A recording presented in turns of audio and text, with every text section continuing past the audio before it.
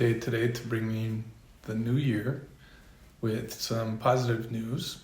Today, as of this afternoon, Justin Trudeau has resigned, and we'll be rid of some bad policy making and decision making by our Canadian leader, or the ex-Canadian leader. But in this video, I wanted to kind of talk about my reflections in 2024 and maybe the outlook I have for 2025. So where to begin? Toronto's market in 2024 was a year of contrast and a lot of challenges. It marked the dynamic shifts reflecting, the economic and geopolitical conditions, and it was almost a year of two halves. In the beginning, you saw intense competition, especially in the low-rise housing segment, where inventory levels dipped below 2 months, and this created a seller's market with properties in high-demand areas and neighborhoods selling within days. Condominiums were less competitive, but still tight, and they sat probably about 3 months with swift sales by mid-year. The market shifted as economic uncertainties and rising borrowing costs dampened buyer confidence by mid-year, and properties began sitting on the market for weeks, even in previously hot condo areas.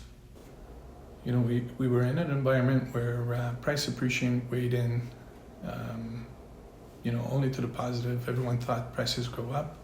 So it took a little bit of recalibrating and resetting expectations to kind of set in the realities of what happened. Although the market showed signs of recovery in the last quarter with a slight uptick in sales, overall activity remained subdued, and the year illustrated how economic forces and shifting buyer sentiment can drastically reshape the market. The condo segment faced mounting challenges in 2024 as over 20,000 units were completed in a sluggish resale environment. This highlighted a critical issue, negative equity for the first time for the investors. And what that means is the value was kind of below the pre-construction prices in certain developments. Units purchased at $1,500 per square foot were selling adjusted at $1,200.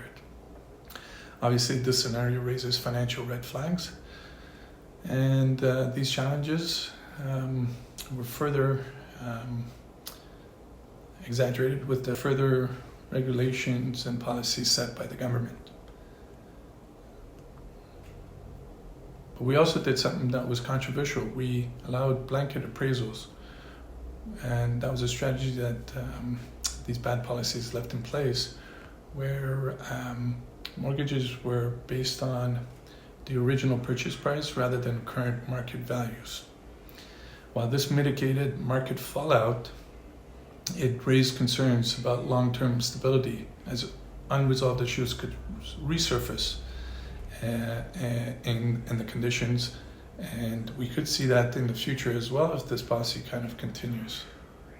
Toronto's rental market also faced significant disruption in 2024. Condo completions nearly tripled the rental listings, intensifying competition among the landlords and driving rents down.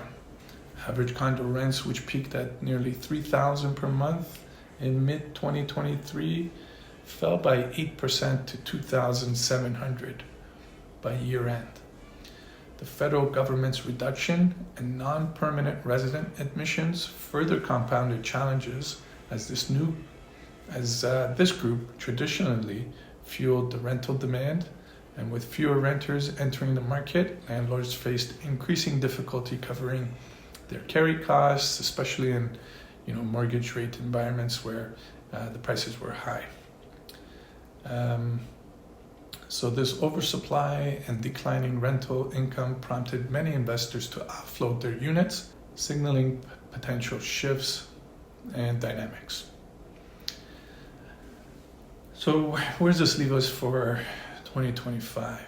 Toronto's housing market faced headwinds across resale, condos, and the rental segments. Rising inventory, negative equity concerns, cooling demand. It all left us in a market that we see today, which is kind of at a pivot point or pivotal juncture. And as 2025 unfolds, the interplay of economic conditions, regulatory measures, and shifting consumer behavior will determine whether stability returns or new challenges emerge. But I'd like to hear what you think. Leave a comment below, and we'll see you on the next video. See you.